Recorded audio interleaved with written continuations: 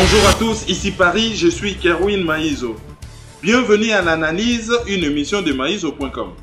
Oh, Totombe. Bonjour à tous, bienvenue dans l'analyse. Nous sommes le 1er juin 2017. Les titres. Joseph Kabila est en visite à Kananga. Une équipe des enquêteurs de la francophonie a sillonné le Congo pour contrôler les opérations d'enrôlement. C'est notre page de l'hiver qui va boucler cette émission. Bonjour Kerwin. Bonjour à vous et bonjour à tous. Avant de gagner notre premier sujet, la visite à Joseph Kabila na Kananga, tu as un update sur la présence de RDC dans les médias. Présence à RDC dans les médias, ces 2 derniers jours, c'est quand même assez intense. Hein? RDC est là qui est bien représenté. Nous avons signalé, par exemple, lobby, les grands débats Afrique numéro 1. Et c'est là qui consacré les sanctions à l'Union européenne contre certains responsables congolais. Et na débat wana, babengaki, batu na Kinshasa, batu na Poto, et nga na participé à na téléphone. Globalement, batu ba applaudissaki, ba sanction wana, mais bazala qui ko déplorer, entre autres, le fait que l'Union européenne, au lieu à sanctionner Motu, a sanctionné bateau baza à côté. Et nous, na lobby, na analyse à lobby, ba sanction ça n'a pas bêté. Pour bateau batala ki ba image, bo moni ba image ya boshab, on dira quoi la kikake. Donc, azoli ana ba paya contre mboka na ye, et tango kwele lié a komi mawa. Ba paya, bango baza pena, baza calme. Mais yende mutu oyo, et quoi les liés. Donc, beaucoup qui est dans podcast Afrique numéro 1 pour na bolanda débat wana. Les alliés toujours en ligne. Article yami balé, disons, et l'autre ami balé et l'obama qui na RDC Mikolo et Leki, et sali na journal Le Monde Afrique. Bango boke de kotanga article où est passé né Mwanansemi. Donc ça na Le Monde Afrique, hein, botalango na net. Et titre exact des alliés. Où est passé né Mwanansemi, vieux rebelle fugitif de la prison de Kinshasa? Allez, déjà kaka na attaque, na accroche, boyoka, opposant versatile et violent, les gourous du mouvement BDK étaient emprisonnés à Makala pour outrage entre guillemets à Joseph Kabila jusqu'à la grande évasion de la mi-mai. Et ezali article moko mutakomia moko monaye Pierre Benetti. Donc, opposant, versatile, c'est-à-dire opposant ya lokoso ya mbongo, et violent. Et na katikuna, na paragraphe côté asuka ya article naye, a lobby azali incohérent. C'est-à-dire, démontrer qu'un temps a travaillé na Kabila, un temps a commis opposant. Donc, bota la image où il y a so renvoyé. Parce que deux fois, bisoba na mboka soki to lobby, ah, bino mutu nyoso kaka mabe, mona mutu na muta komo défendre quoi na yoana batu babosani ke toa ba congolais. Soki to bando lo balikambo ya mutu moka mi bimisi na politique, to benga bango entre guillemets leader politique, leader culturel. Ça dit leader ya musique, ya théâtre ou je ne sais quel domaine, même journaliste. Aujourd'hui, leader moko boye ya secte ou pasteur moko boye star.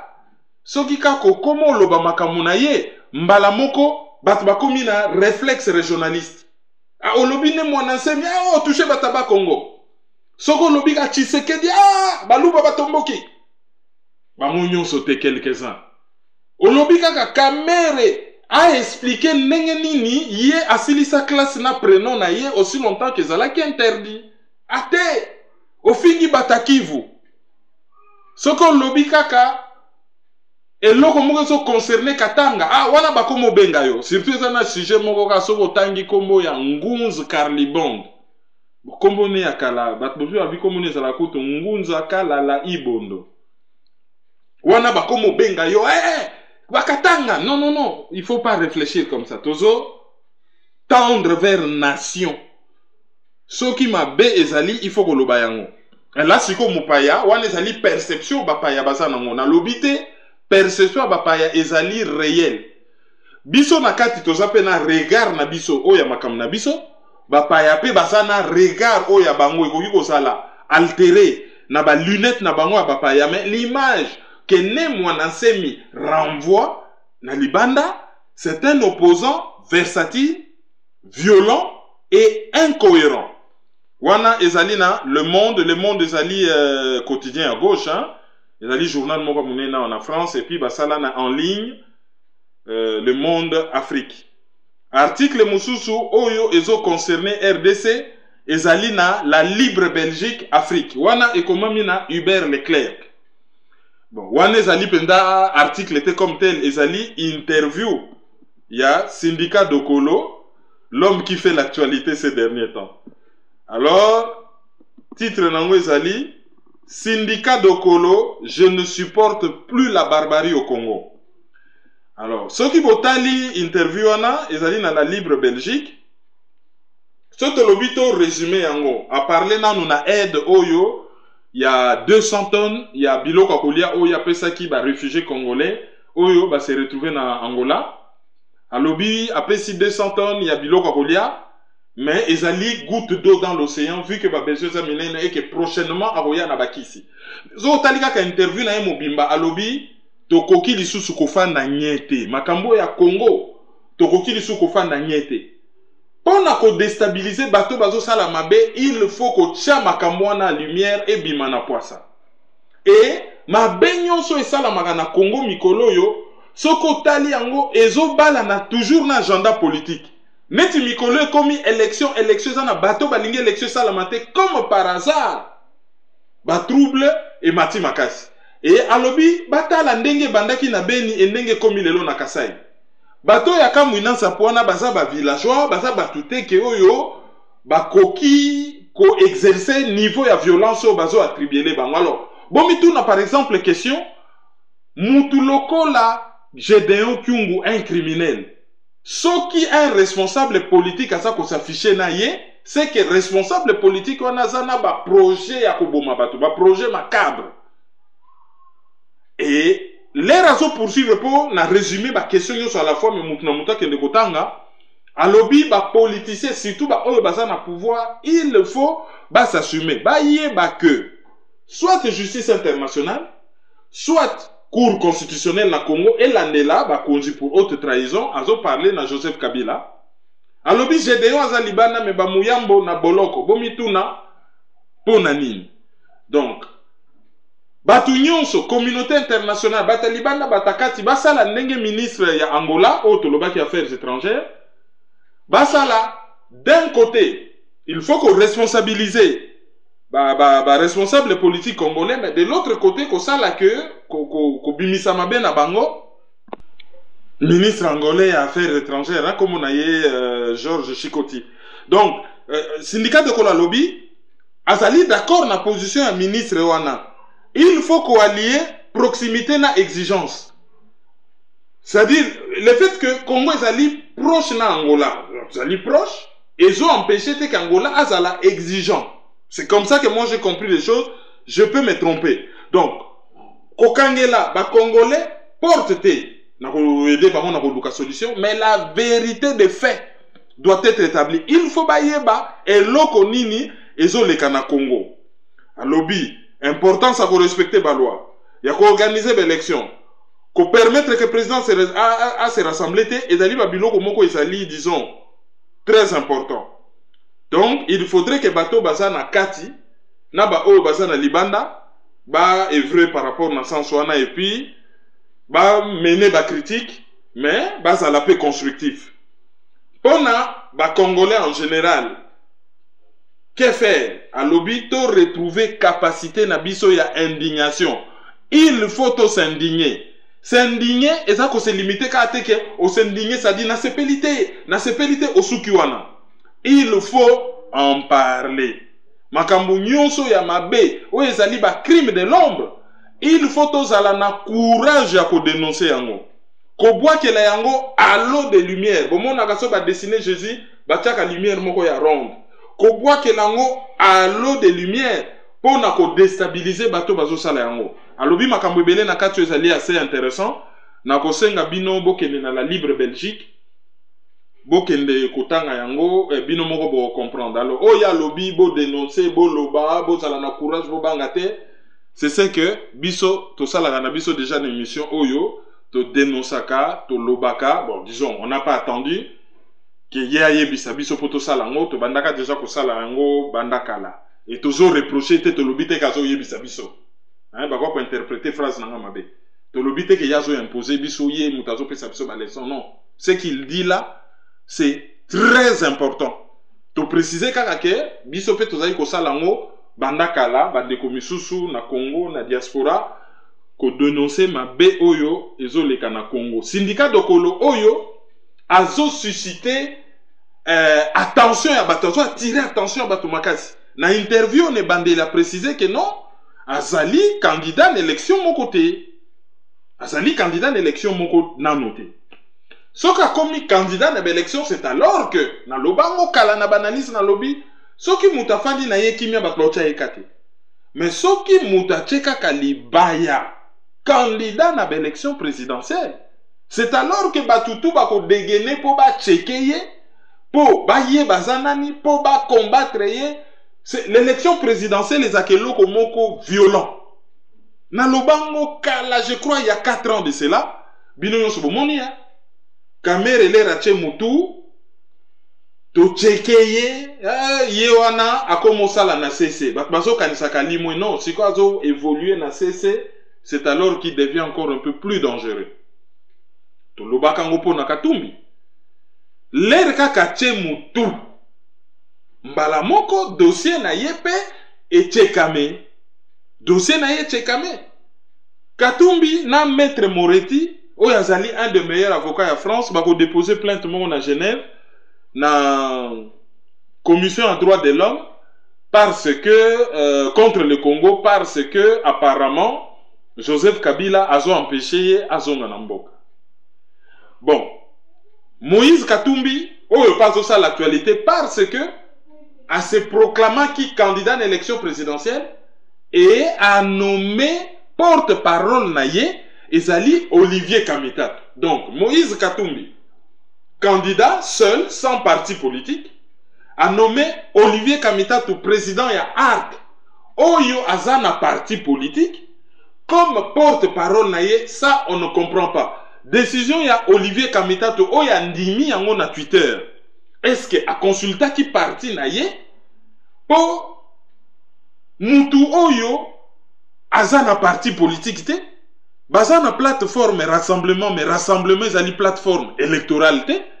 Comment président y a un parti politique à cause de la porte-parole il y a candidat moko boye techniquement et comme ça là mais politiquement c'est très compliqué. Donc il y a andimi poste wana et là qui c'est déjà versatilité. A Outaka soki na MLC à travers na gouvernement pour na comme ministre azalaka déjà na parlement et comme ministre ya plan après ba trahir kuna na MLC allez aiko sala arc mbala moko se retrouver ne logo moko kombo soki G7 azali pe na rassemblement a comme il peut porte-parole à Moïse Katumbi. Je me pose la question et logo ni les unir bango c'est quelle idéologie oyo ezo unir bango et bilan na bango eza nini en tant que porte-parole ya Moïse Katumbi parce que Moïse Katumbi c'est un peu comme Kabila, il parle pas beaucoup. Il en tant que porte-parole akoya ko expliquer ba congolais Moïse Katumbi abimaki na pays pour raison de santé. Tant abimi pour raison de santé na sima ba condamné par contumace, c'est-à-dire azalaki absent ba condamné pour na likambu moko ya immeuble. Et yé a commis exilé atikali libanda moyen azongate. Azali candidat à l'élection présidentielle. Oh, un candidat à l'élection présidentielle il face à la bonne santé. Or yé a lobby que abimaki namboka parce que ba chuba ki etonga ba empoisonné yé abengi ba policier abengi pouvoir à vérifier que botinda ki batu ba empoisonné nga bo vérifier pendant ndenge poison kotinga. C'est comme ça. C'est comme ça qu'il a présenté la chose. Pouvoir empoisonné, il y a bengi bango ba ko vérifier. L'air bango ba monique, il y a zali empoisonné, mbalamo balobino bima comme ça que ne ko se traiter contre poison oyo bango moko ba tchelaki. Yangwana ayaki ko contacter laboratoire allemand na laboratoire britannique et azozela ba résultat. Est-ce que poison wana esili ezali kaka est-il en bonne santé pour prétendre qu'Ozala candidat à l'élection présidentielle? La politique, c'est aussi la communication. Des fois, quand on communique mal, les paroles s'envolent, les écrits restent. Mais Internet a un système, il y a les écrits restent, les paroles aussi restent. Et ma parole wana, adversaire politique, koki ko s'en servir pour n'avoir rattraper avec des arguments ad hominem, kaka maloba na yimoko et quoi isaye. Donc, à ce kende na commission des droits de l'homme na maître Moretti pour na ko déposer plainte contre Joseph Kabila. Wanape to salaki lisusu focus ya misatu sur Moïse Katumbi. Puis information suka ezali na Radio France Internationale sur session budgétaire au Bafongolaki. Bon, Bruno Tshibala a kende ko défendre budget. Et l'ongwe 4 milliards 500 matata mpo miatikaki et comme 8 milliards de dollars. Et loko a grave na kata budget wana akozonga lelo nde to enregistrer analyse aza na parlement parce que batunaki ba question asengaka kende ko se préparer azonga nango lelo soka ye lelo devant parlement illégal et illégitime parlement wana nde bakosala ba notation ba réécrire yango batindi yango na Sénat après Sénat eleki na bureau ya président hors mandat yépe a signé yango. Allez, entre ko voter budget, la loi budgétaire, na ko exécuter budget ko sale la honte minenge za kana Congo, ba ko voter na bango budget mais ba immeuble intelligent, ba nini ezo sala manango en dehors ya budget, muta contrôler te mbongo ya élection et limwe nango, muta lobate, bota la kaka na misu bole kanzela. Mais loko grave na budget na yewana. Akomatisa ba taxe d'importation ba produits belé, y compris ba produits à première nécessité. C'est-à-dire que l'obiboka moite ce qui l'os commis cher, ce qui baki c'est commis cher, ce qui mpio de commis cher, parce que Bruno Tshibala alingi a matissa ba taxe à l'importation à certains produits. Bruno Tshibala qui est soi-disant socialiste, soi-disant membre cofondateur, il y a UDPS, Union pour la démocratie et le progrès social. Mais Azozwa, une mesure antisociale. Vraiment, école, il y a UDPS. Et qui produire un modèle. C'est que ça veut dire progrès social. Bateau yo bazali chosifié, humilié, paupérisé. Bato yo bazo lia na ndenge ya délestage. Alternance. Pona kolia.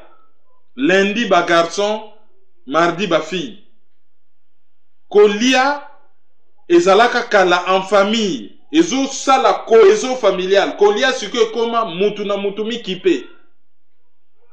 Batu bakoma na bango obeti mwa kopo ozu mwa 10 francs allez, malewa. Le meilleur endroit du quartier, c'est pas ya maman oya kalinga kampio di na balabala, garçon oya tumbaka ba dendon likolo banzinzi, to mutu oyo alambaka potopoto ya ngai, to mikata masangu. Le meilleur lieu batba comment qu'on se rencontrer, ezali et pas ya mutu oyo atumbaka bakamunde la bamboa, ndenge na monaki o bendien bazo tumbaso bakamunde la bamboa. To chinois oyo azo sala mikata mbala. C'est ça, cohésion, place au Batbalia Kananda Kouza Susuti. Et il n'y a plus de dignité. Batumisusu va perdre dignité intime na bango pona mulangia koka. Moi c'est amitiki pona mulangia koka. Tala niveau ba chosifier batu. Ye soki a lutaki contre corruption. Soki a lukaki na ye côté mususu, il y avait où qu'on récupérer moi bambongo. Mais lokola chez les puissants, Yazali na yoana alingi conflit na Joseph Kabila, c'est ce qu'il avait dit. Azana ya genou. Alors, il faut luka côté à ba pauvre. Ba pauvre, il faut qu'on frappe bango wapi na ba produit à importation. Tout ça déjà na douane mongo ezali excessivement cher.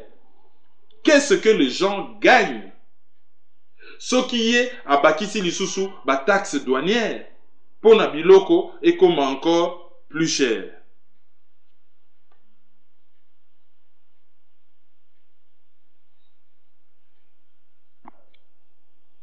Alors, Kabila Nakananga, qui est ça l'année? Et puis, on m'a capé qu'on peut savoir son update sur la situation humanitaire.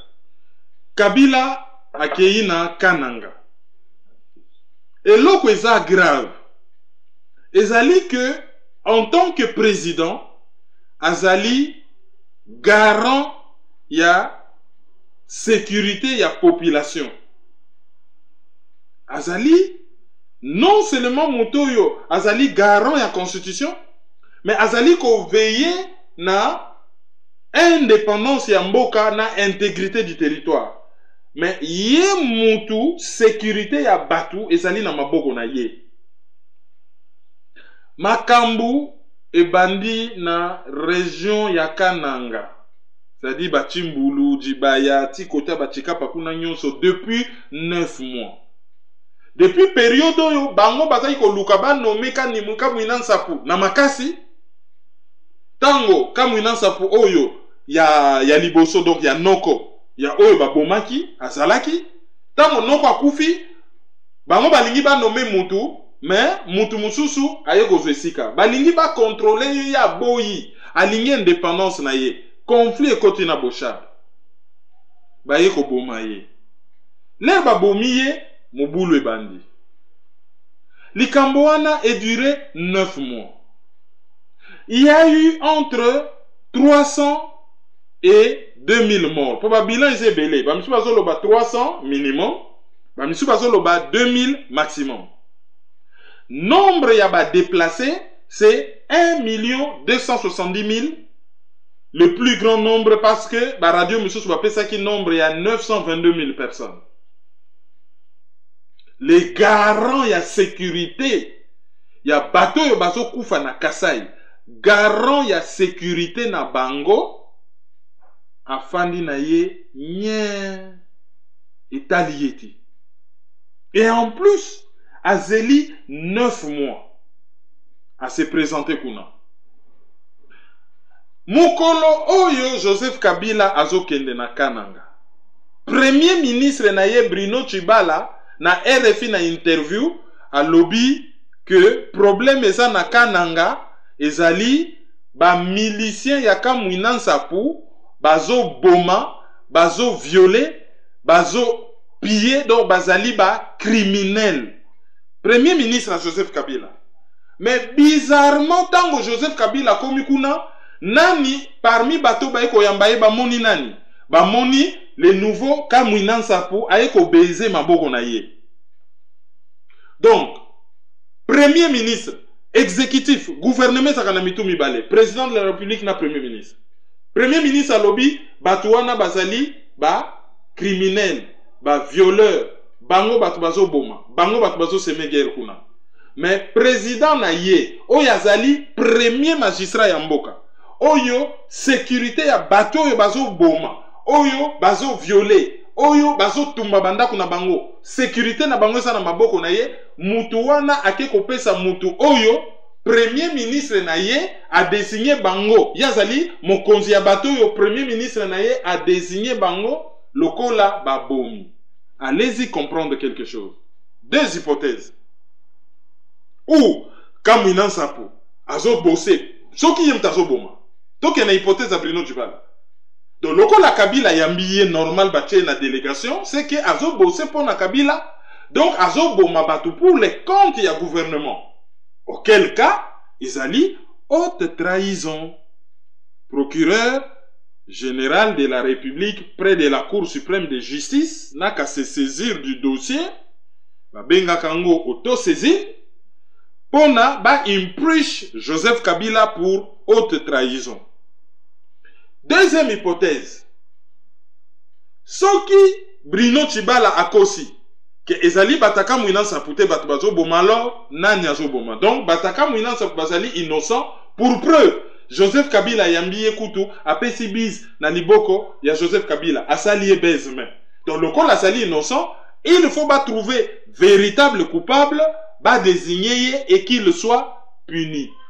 Dans tous les cas, bon se référer na oyo syndicat de collaboration ban interview na ye, ce sont des interrogations auto salaki na ba analyse eleki et ce sont les mêmes interrogations qui sont d'actualité. Qu'est-ce qui se passe na pays wana ezalaka toujours agenda politique et que na kanzela moko na agenda ya ba crime.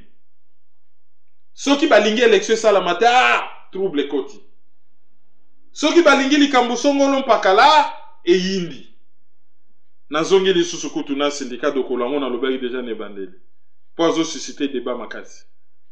En tant que Congolais, dans tous les dossiers, n'importe quel Congolais, ya Mwindu, ya Pembe, Metiola, maman naye mupaya, tata naye Congolais, tata naye mupaya, maman naye Congolais, makamunyo setali Congo, Congolais nyonso azali na droit ya ko s'exprimer.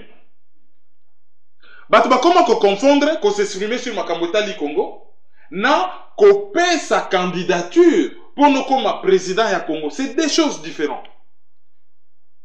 Pour nous s'exprimer, constitution et pesi mutunyo so droit ya ko s'exprimer sur makambo tali Congo.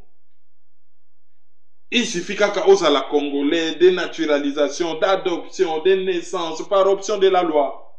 Vous en avez droit. Pour l'élection présidentielle, batalaka constitution na loi électorale. Wane comme il sous likamoussous. Mais na quand même il y a syndicat de Kolo, alors bien ça candidat à l'élection présidentielle. Donc supposé qu'Azala qui candidat à l'élection présidentielle, débat coûte ezali, à ça Congolais, le débat n'est pas de ce côté-là comme tel. Bien que ça peut se poser dans un second plan, ça peut se poser. Le débat ezali, syndicat de Koloté, ezali, qui est derrière lui, qui vient avec lui. Ce que ezali Angola, ou ezali hyper impliqué dans ma benyo saison les kamikolo na Congo, les Congolais ont le droit de se poser des questions. Yakoyeba, nini o yokoki ko changer, ce que Angola y libiso syndicat de Kolo.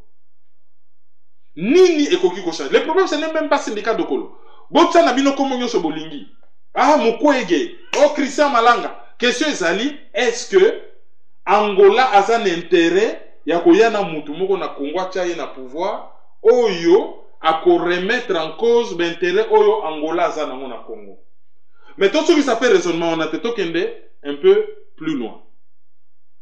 Parce que j'ai discuté tout à l'heure là na Willy Lokasa et puis bon, dans nos discussions, il est apparu que ngana lobi bon, ce n'est pas bon, il faut to casser cycle oyo, destin na biso, il faut toujours batu ya libanda ba desidaka les États-Unis à travers ba proxy na ye. Yé point de vue na ye zali que ce qui moyen de se débarrasser tout de suite na mabe oyo sala, il faut qu'on choisir le moindre mal. Et pour na ye à lobby entre Joseph Kabila qui bosse pour le Rwanda, oyo que présence na ye na kin egi koloba milelo na est na syndicat de Kolo oyo akoya peut-être na d'intérêt à Bangola, ya Bangolais, mais ekozalate aussi catastrophique qu'avec Joseph Kabila, il faut choisir le moindre mal. Voilà. Par honnêteté intellectuelle, les deux points de vue on a sur la table. Forum ezanamaizo.com, forum ezana na chaîne YouTube. Allez. Bon enrichir yango. Doit-on choisir syndicat de Kolo comme le moindre mal par rapport à Joseph Kabila, ou il faut tous à la patience to mener une révolution globale, qu'on se débarrasser d'un système, et après, tout fils du Congo, il y a la capacité, il y a qu'à diriger, ou il y a qu'à développer, il y a qu'à travailler pour son pays dans le lobby, tout fils du pays, sans exclusion, ni à couleur, ni à poso, ni à langue, ni à nini, tout fils a qu'à se retrouver dans un pays qui fonctionne normalement, oyo mutu nyonso akoki ko mettre la main à la pâte pona toke de liboso. Voilà ba terme ya dégâts. Il y a débat. Donc on a formulé qui par rapport na syndicat de Kolo. Donc Joseph Kabila sana yekuna qui a parlé à sa place. C'est le ministre de l'Intérieur Chadari. Yekutu zéro. Alobi na rien. Ake na yekuna bon ba yambiye ba betelie maboko c'est bon. Akozonga na ye na kinepe afandi na ye. Mais tendance à commis dans ce botalier mikolo a commis la tendance moko ya baroudeur oyegoya ya. Quant à l'opposition, soi-disant opposition, silence radio. Tozo kavwa na bango penzate hein. Tozo kavwa na bango ta. Toyo kapenda ke bato bazo protester, bato bazo ganga, bato bazo na ba radio, bato bazo telemela, bato bazo luka ba yeba nini ezo salama. Ezalaka na Kivu, c'était à 2000 km. Et yé na Kananga à 745 km de Kinshasa. À qui les prochains tours? À partir de Kananga, on a pour nous comme na idiot fa comme na kikwite ezage muke. À partir de Kananga, on a pour nous comme Mbujimai. Ou toi comme na Port-Franqui, ezage muke. À partir de Port-Franqui, peut comme na Bandunduville. Allez, et Matanangoa, Maïndombe qui est en Équateur, ezage muke. À qui le prochain tour? Et à la diaspora. Et so yinda na Kananga, mais on ne vous entend pas quoi. Bah tu esprit en ailleurs. Mais ceux qu'on tue là, ce sont nos propres frères. Hein? Bah tu esprit en ailleurs. Ailleurs. Bah tu vas organiser marche. Pour na batu ya Kananga, bah ko programmer les 10. Juste mukoloyo, bazo espérer que Kagame a koki kozala na Belgique, tu repères Sabino ba précision dans les émissions à venir. Oyo batu faut pas la kune belé, mais batu va trouver intéressant parce que il y a une réunion des résistants congolais na Bruxelles. Réunion les na Bruxelles, ça dit que ceux qui va résistants basé belé na Bruxelles, mukolo Kagame koya, batu ba yebi ko s'organiser sur place, ndenge ni ba ko gérer. Bon, ils en batu misusu ba trouver quelque intéressant que bon, il faut bango pe ba tchalibaya na bango parce que awa na diaspora il faudrait tous à la kaka na deux camps. Wenge BCBG, Wenge Maison Mère, Vita, Imana, Est, Ouest, IDPS, Apareko, Tshisekedi, Mbanda. Voilà comment les gens réfléchissent. Et bah donneur de leçons, basali n'a quoi appliquer bah leçon na bangote. La leçon c'est quoi? Bah l'obio cible les Ali Kabila. Ah, Botika Félix, cible les Ali Kabila. Mais, bango moko bazo bosanake, cible Ezali Kabila, Ezali Mbandate. Mais, ba prêcher par l'exemple. Pour expliquer qui bango ba lobby, ce qui cible Ezali Kabila. Kabila ne fonctionne pas seul. Kabila fonctionne en équipe. Mutu nyonso oyo, aye kaka, kopesa Kabila poids. Aye kokota en équipe ya Kabila, a commissible. Batu va faire croire batu que so bozo beta balé cible les anango kaka poto chez gardien défenseur tété yé ko kipé été yozo kipé défenseur té mazawa na zo empêcher au chabu. Donc raisonnement ya batu komi c'est juste bo kipé ne Kabila batu nyonso bazo aider Kabila batu nyonso bazo protéger non. Mais alors dans ce cas loko la cible les Kabila il faut quoi applaudir Mende. Il faut quoi applaudir Bocha. Il faut qu'applaudir Ntambwe Mwamba. Parce que cible ça Kabila. Batu opposition tété. Il faut qu'Abolande la Kabila botika bat opposition. Oui, ceux qui bazalaka opposant, mais il s'est fait que beaucoup bazaba opposant jeune à bango ils ont renforcé Kabila.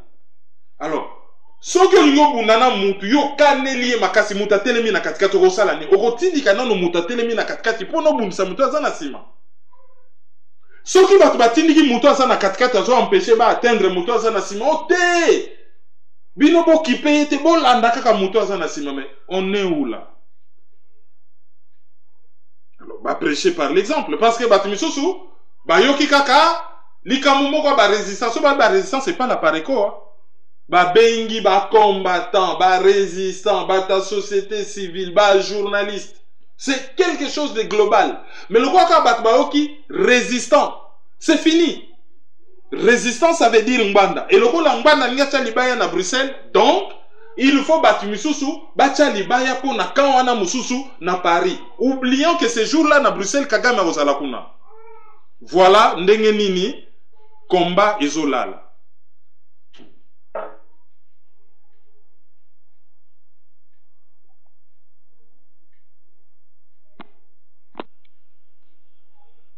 Toujours kuna na côté ya Kananga visite à Joseph Kabila to éviter ce qui est eza pona kotala makambo ezoleka ba côté wana kuna ou bien ce qui azana agenda na ye mususu. Est-ce que bato opposition bakenda kuna bakende ko réconforter population locale sur bamakambo oyo bango baza ko traverser? Ndenge na ocho loba na lobby déjà que bakenda te mais ba se prononcer, c'est-à-dire ce qui va se prononcer c'est vraiment inaudible. Voilà, c'est ce que je venais d'ailleurs de démontrer. Déjà na ndenge ya koloba, même syndicat de kolobito dénoncer na ndenge ya koloba kutu bazo lobate. Bon, kokende kuna bakoza na ba circonstances atténuantes, bakoloba ke o même bate ya ONU penda bakende kuna babomi bango bongo biso ba opposant. Bon, Koboma, ils allaient peut-être na bambo kamike mais pas na Kananga quand même dans une grande ville. Pour toyebi pe opposant misusu bakenda pe na ba est, soi-disant guerre eza kuna. Bango basa ba opposant. Ba yebi pe muta zo sala guerre kuna. Bakenda pe ko sala ba parade na est. Mais bakende pe ko assister population à Kananga.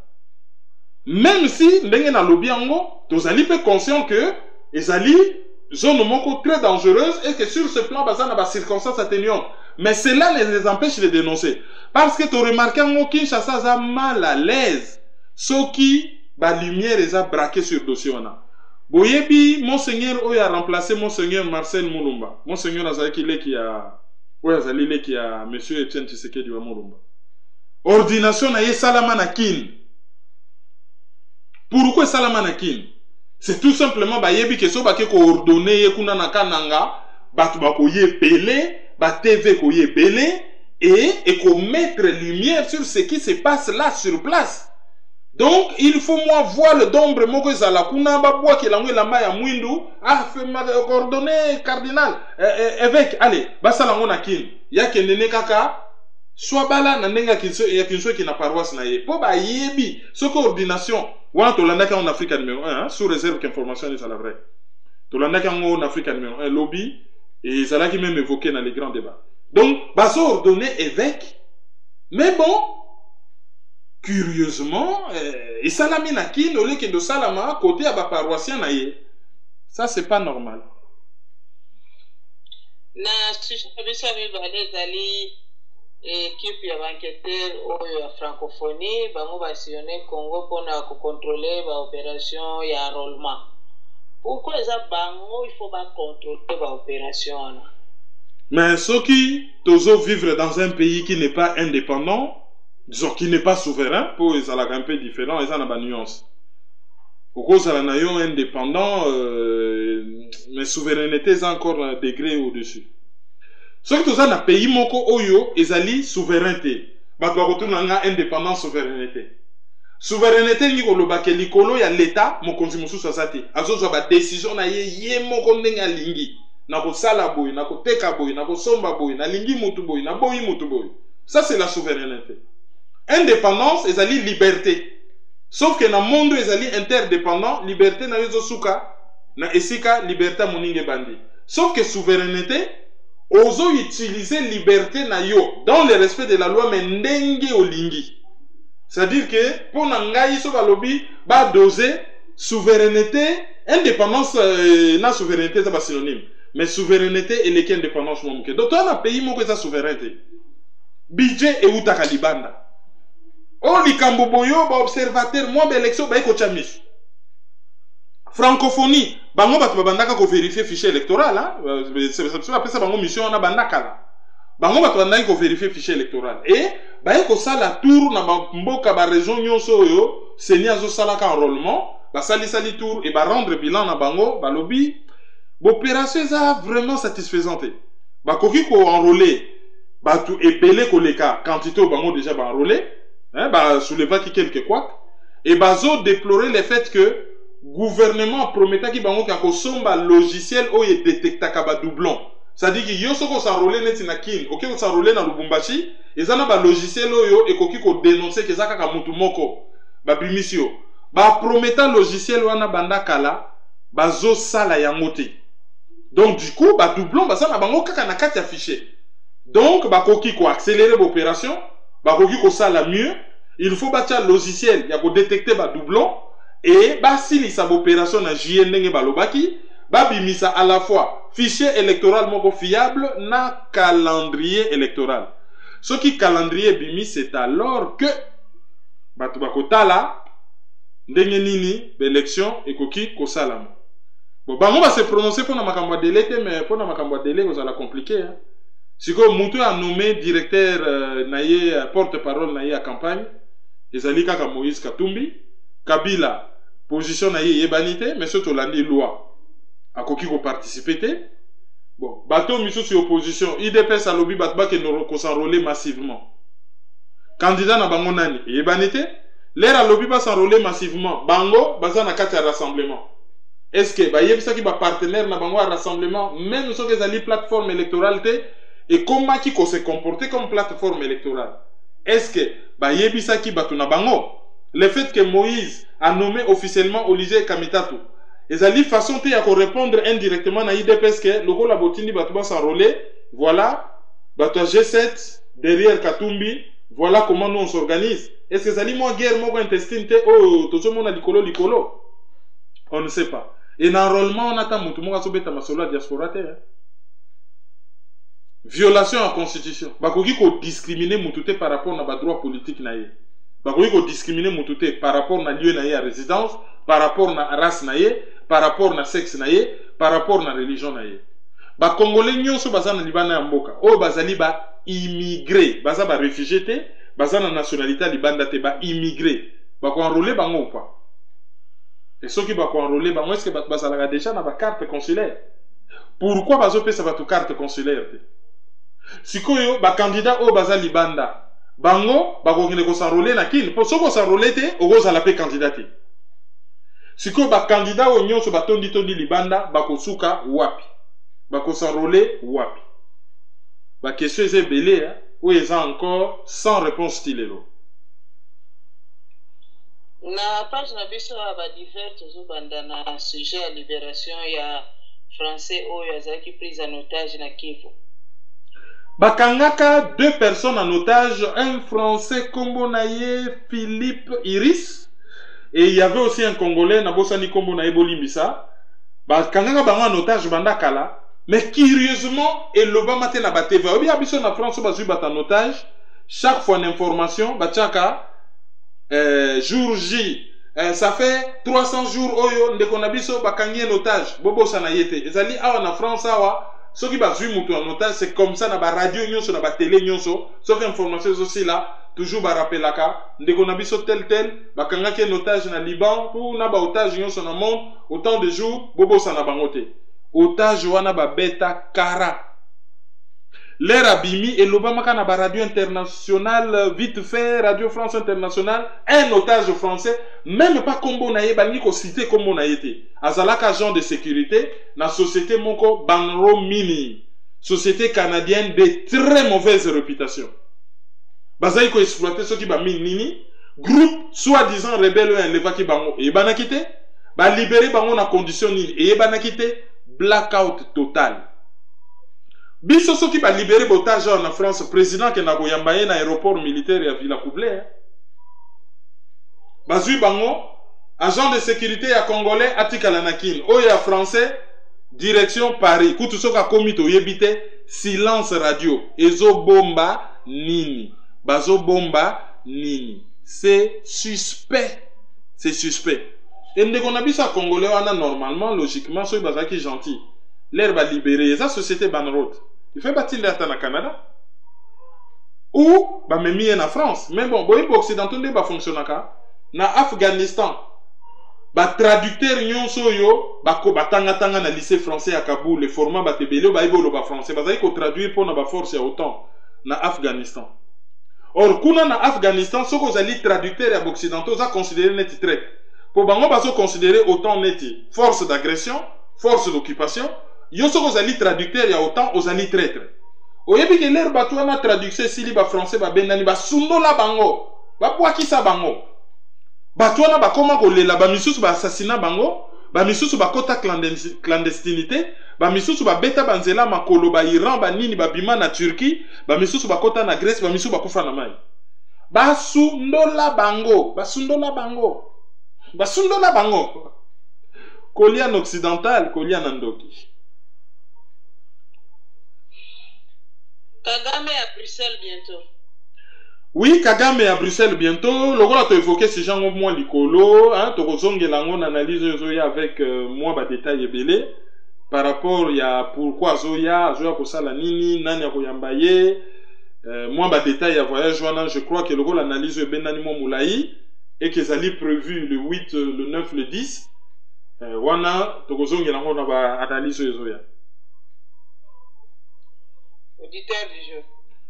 Auditeur du jour. Yaliboso ezali Augustin Mangapi Mboka azali toyebite. Yami Bale ezali Aubin Richard Imbamba toyebi Mboka azali te. Yami sato ezali Diane Yolo azali na États-Unis. Tokosuka na Orneline Kunga toyebi Mboka azali te, et puis Jema Efrazi. Lelo ba maman bazalaki mo ebele. Je crois que toujours clôturer l'analyse, mais aussi on peut se communiquer sur les autres rappeler va contact assis. Ba contact assis ezali PayPal maizo@hotmail.com. Chaîne YouTube ezali Kerwin Maizo. Bon s'abonner c'est gratuit. Il suffit qu'à cause à la boîte mail et Gmail et puis abonnement c'est en gratuit. Chaîne numéro à téléphone 0033 758 469 414.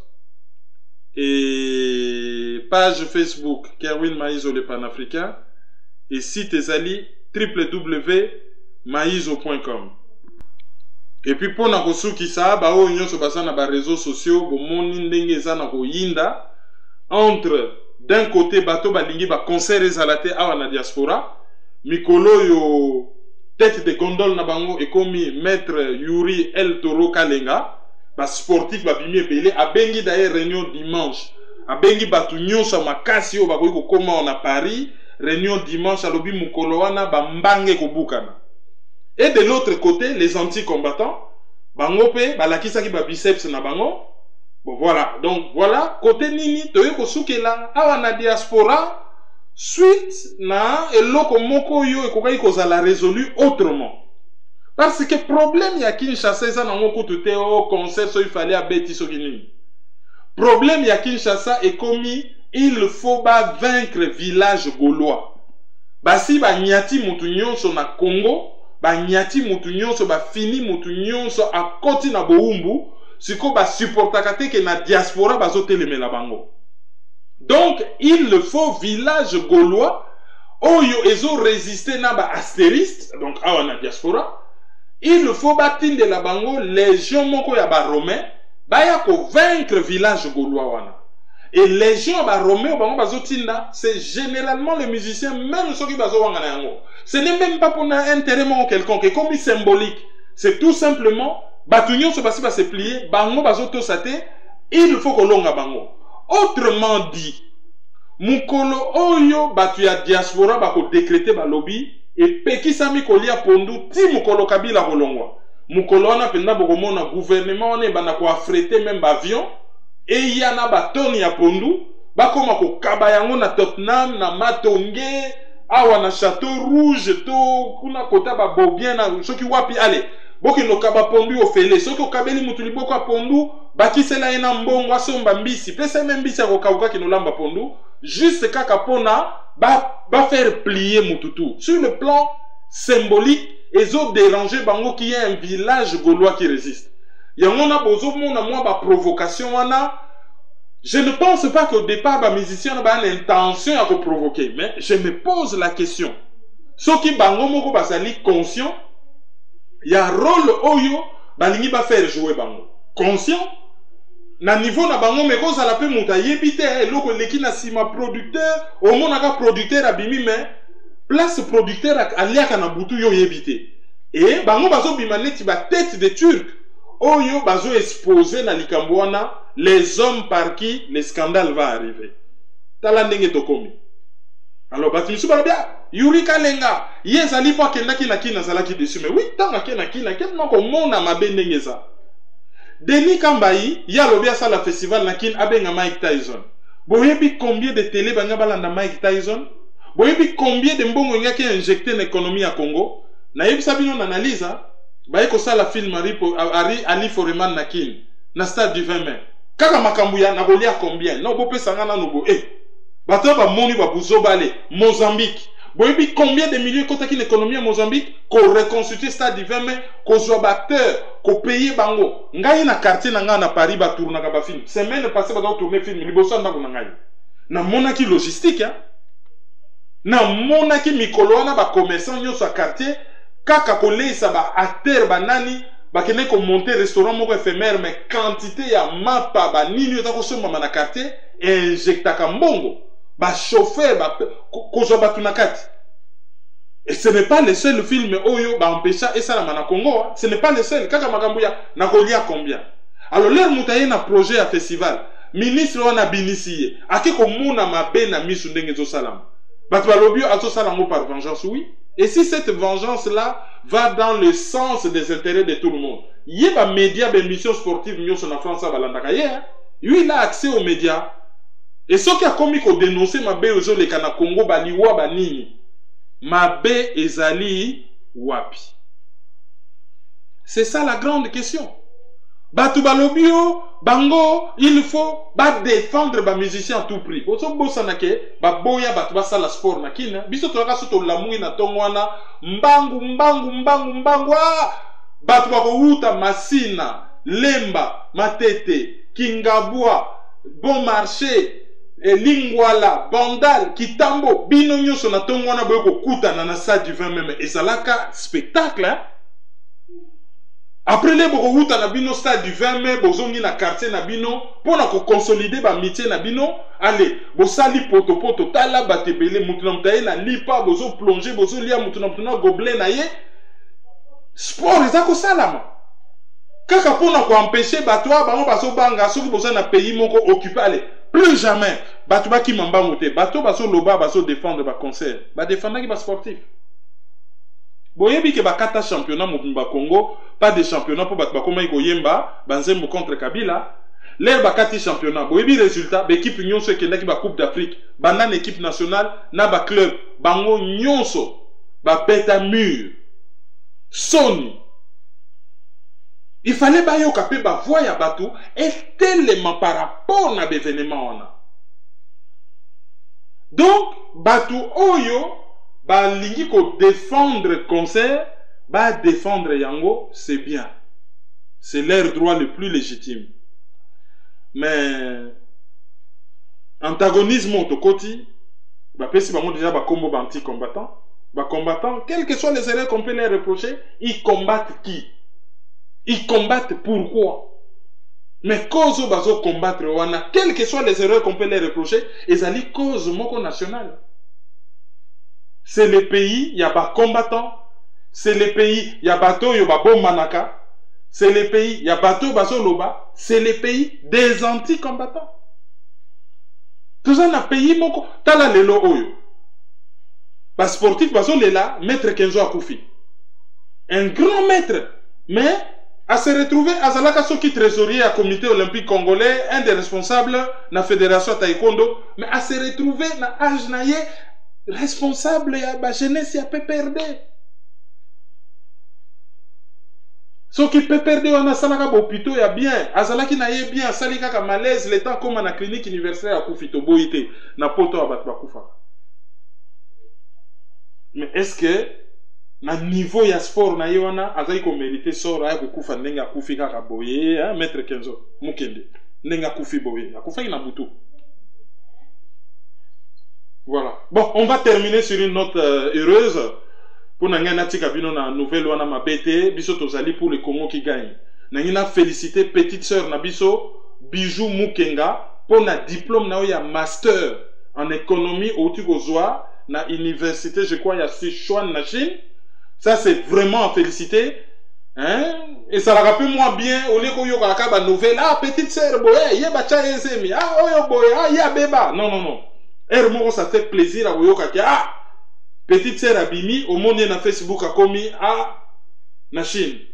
Oyo qui peut. Ah, langue na bango difficile. Mais tozo buna na anglais, français. Ah. Oyo qui peut mbalamoko. Ah, na ko défendre le lobby. Ah. Na joie qui note moko vraiment excellente. Batimisu sukutu bachela bango même mamba anathème. Ah, quartier wane bimisaka batuta. quartier on a bango bazwaka ba diplôme te. Ah bana quartier boy. Ah bana kauka bango bazwaka diplôme te. Et bon yé moi na kauka jouer on ndenge master en économie en plus.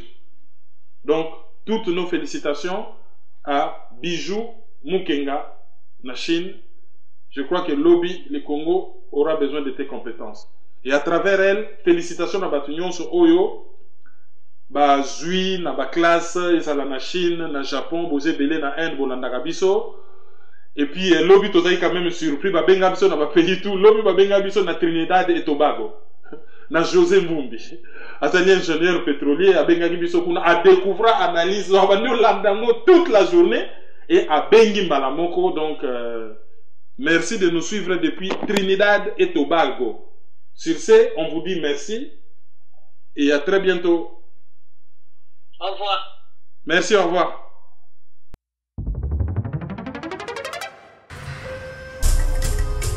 Yo, petit à petit, Kerwin implique Banakin. Fouta ici, fouta par là, fouta autant. Dans les mines qu'on foutait là. Peuple congolais. Yo, qui n'a le toza ba colocataire? Oyo ezali colocataire. Qui n'a le toza ba colocataire? Oyo ezali colocataire. Qui n'a le loto koma ba colocataire? Oyo ezali colocataire. Qui n'a le toza ba colocataire? Oyo ezali colocataire. Donc c'est soutenir. Il faut lutter pour une nouvelle société. Mais pour la lutter, il faut que ça ait arme, il y a vérité, il y a justice. Totika le Bouddha, Totika l'hypocrisie. Mboka qui est na pasi, mboka qui est na sans position, la génération na biso bezo coupa, qui est na coupa sans position, sans solution. Mais nous vivons dans les pays un temps de confusion, d'obscurité, de désespoir. Mais nous savons qu'au plus profond de la nuit, l'aurore pointe déjà à l'horizon. Analyse sur la liste. Bienvenue dans la nuit.